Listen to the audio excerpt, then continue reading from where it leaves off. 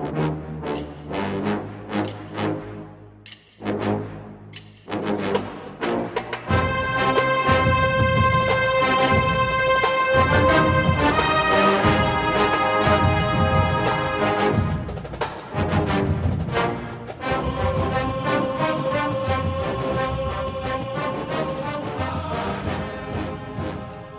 morning, Bucknutters. Happy Friday.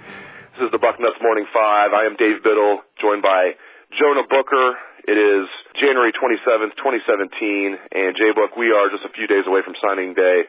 Of course, let's start off by talking about Marvin Wilson. He will announce on signing day at 4:30 p.m. Eastern Time. His coach tells our Bill Kurlick that the Buckeyes are in it. Quote, they are in it, and they've done a good job recruiting him. It still seems like an extreme long shot to me. I mean, just what are your thoughts on the Marvin Wilson recruitment? I can't get my hopes up, Dave, only to be disappointed at the altar. You see, everybody, they saw the tweets from Okudah and Browning, and they're really hyping it up, getting fans fired up. And Marvin Wilson, he tweeted out, cryptic message talking about how he would like to join his brothers up at Ohio State and be great, just to add more fuel to the fire.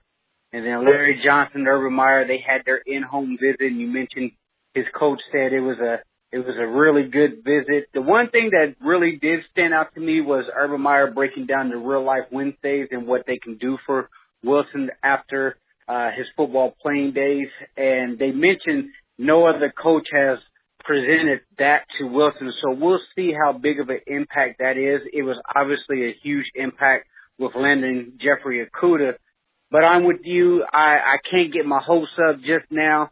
There are some good vibes going into this, but we've seen this numerous of times when it comes to high-profile defensive tackles. I think of last year with Rashard Lawrence. Everybody at one point thought he was headed to Ohio State, and the locals were saying, no, he's not leaving the South.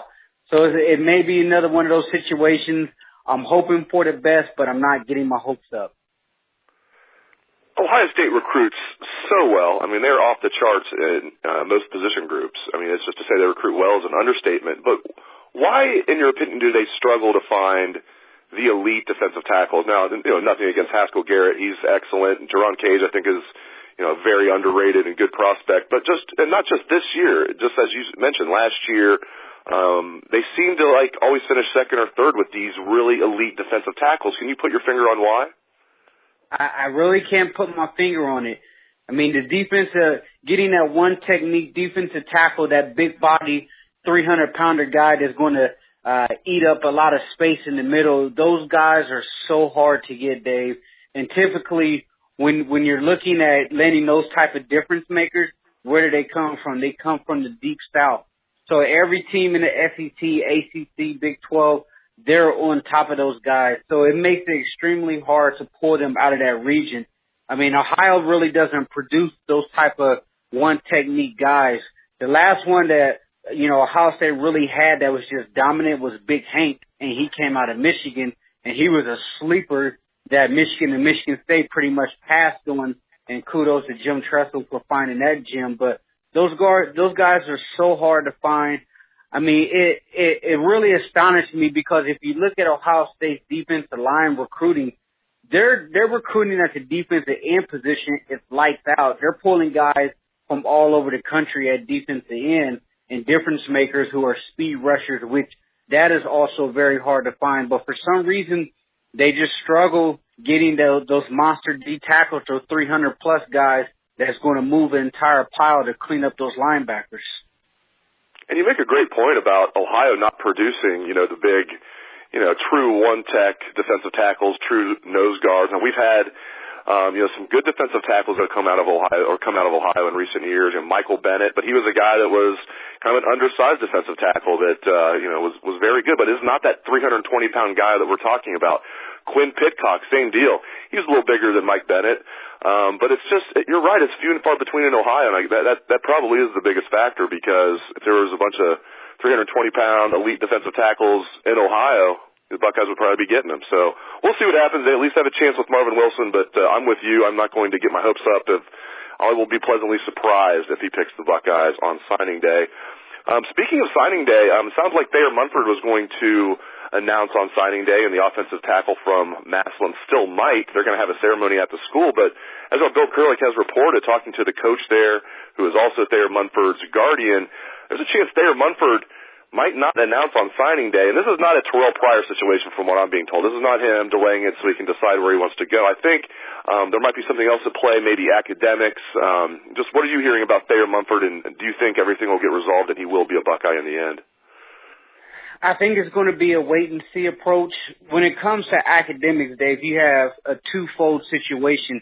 Is one, can the kid clear NCAA clearinghouse? Does he have the appropriate grade point average to match with his ACT or SAT score to clear NCAA? And then secondly, does he have the grades to be admitted into Ohio State? And as you mentioned, Urban has said numerous times that the standards at Ohio State have been ramped up extremely in the last couple of years. So it's going to be interesting to see if he can actually clear those two particular hurdles. And if he can, I wouldn't be surprised if you see him as a Buckeye. But keep in mind, he doesn't need to be cleared next month. He needs to be cleared before he actually enrolls come fall camp. So that could be a situation. You remember Rod Smith several years back when Rod Smith was being recruited by Ohio State. He committed to Ohio State, signed. However, he wasn't cleared academically. He showed up a couple weeks within fall camp after he was able to get his academic situation in order. So there is still a shot. So hopefully he gets everything worked out. You want to see a big body 4-star offensive lineman that Ohio State definitely has interested in being able to fulfill his dreams. Yes, we'll keep everybody posted on Thayer Munford. I do think he'll be a Buckeye in the end from what I'm hearing, but just have to get a little bit of work done, and we'll keep everybody posted on the Thayer Munford situation. Hopefully he's able to announce for the Buckeyes 5 days from now, but we will see what happens. Before I get to Ed Warinner, I want to ask you about something that kind of got lost in the shuffle last week. There's been a lot of talk about, will there be an early signing period in college football, much like there was one in college basketball where you have one right before, the season starts or right before camp starts. So there was some talk they would do one in June. I always thought July would make more sense if you were going to do it, but there was some talk they would have an early signing period in June. Well, they've decided to scrap that idea, the NCAA has. There's not going to be an early signing period in June. It's not even on the table.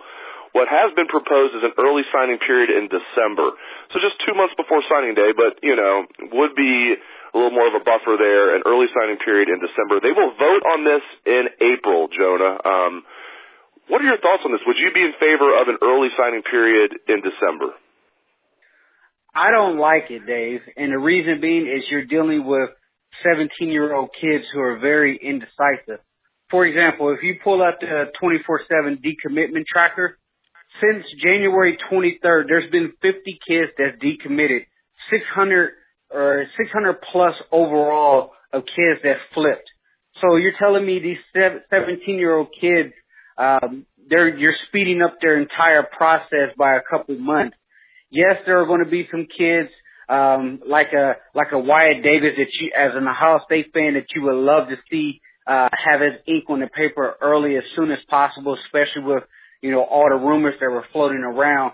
But you also look at the late flips that Urban Meyer has made a living off of coming down the stretch. That will be essentially reduced because the number of kids will no longer be in that pool.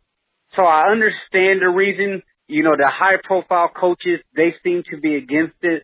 The smaller schools and coaches who kids are being flipped, they're for it. And I can understand why, because they want to secure their kids and not be left at the altar late in signing day period.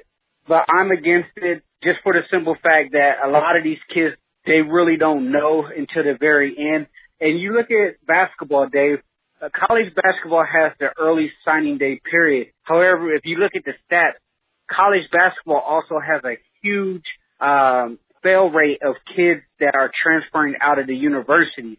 So you're speeding up the process entirely for these kids, and a lot of them may feel like they rushed or made a bad decision once they actually hit on campus, and essentially those kids are going to transfer out if they feel like they made the wrong decision.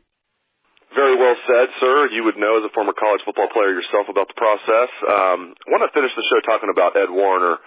What a fall from grace from him. I mean, this is a guy that looked like he was going to be, on track to be a head coach somewhere. Not a really good program, but at least a head coach somewhere. Maybe a lower level Power 5 program. I know he interviewed at Kansas, interviewed at Army before that. Didn't get either job, of course. Was a very good offensive line coach at Ohio State.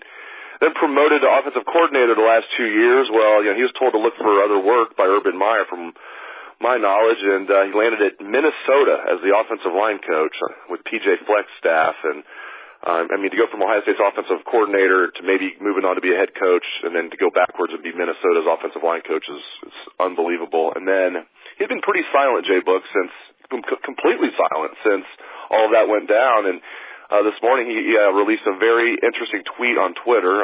It was something that he is like I don't know if it's a passage from the Bible or maybe it's just an old passage from somewhere else, but here's what it reads. Let's let the listeners who haven't seen this hear what Ed Warinner had to say. The image reads, "There comes a time in life when you walk away from all the drama and the people who create it. Surround yourself with people who make you laugh. Forget the bad and focus on the good. Love the people who treat you right. Pray for the ones who don't. Life is too short to be anything but happy. Falling down is part of life. Getting back up is living." So an inspirational quote. That's probably what it was. It was an inspirational quote that he is now using and putting it on Twitter. What do you make of this? Yeah, two parts on that. One, you mentioned his fall from grace and him being the Minnesota offensive line coach. Well, all reports from the football scoop is he's not even going to be the full offensive line coach. He's only going to be coaching the guards and the centers. And PJ Fleck is pulling the old Tressel move where he's going to have another guy that's coaching the tackles and tight ends. So he essentially went from offensive coordinator at Ohio State, potential head coach somewhere, to only coaching the guards and the centers. And then secondly, that tweet that he sent out, that was absolutely a subtweet shot at Ohio State. And I think it's a subtle shot at Urban Meyer, to where, he's saying that he may be down, but he's going to get back up, and he's left all the negativity. What negativity? To me, that tells me there was major dysfunction within the coaching ranks at Ohio State. And frankly, I'm actually surprised that our Urban Meyer coaching staff, who's usually really buttoned up, really walking the line tight, fell that far down to where now you have Ed Warinner, out here subtweeting, talking about he was treated wrong. So it's going to be one of those situations where we never really fully hear the true story of what happened. But to me, that was absolutely a subtle shot at Ohio State. And just little things, Dave, that you just pick up to tell you, how dysfunctional everything was. From the Tim Beck right after the Fiesta Bowl saying that the offense needs to create an identity, and essentially shifting the blame to Urban Meyer and Ed Warinner, to J.T. Barrett coming out recently saying that there was a chance if there wasn't a change in the offensive staff that he may have left Ohio State because he's now happy with the change and they got too comfortable with what they're doing. To now you have Ed Warinner sending out these cryptic tweets, essentially subtweeting at Urban Meyer in the program. So, overall, I hope Ed does well at Minnesota. He did a tremendous job at Ohio State. I will forever be thankful for what he did here. He was a key part of that national championship run. His offensive line, when he was a sole offensive line coach here, they played outstanding. So I wish nothing but the best for him and his future. For me, I'm looking forward. I'm very excited about what this offense, what this program is going to do under Kevin Wilson's leadership. But I wish nothing but the best for Ed, but that was absolutely a subtweet. Great stuff as always from Jonah Booker. Thank you, Jay Book. You can catch his column every week on Bucknuts. It is Outside Columbus. Big recruiting weekend for the Buckeyes. They will have Junior Day. Bill Kurlick will be all over that, so keep it locked to Bucknuts for all the recruiting information and, of course, information on anything that happens with any of the remaining 2017 recruits on Ohio State's board. Thanks again to Jonah Booker, and thanks to all the listeners out there for tuning into the show. I hope you have a great day and a great weekend. Let's hear some Buckeye swag, best damn band in the land. Bucknuts.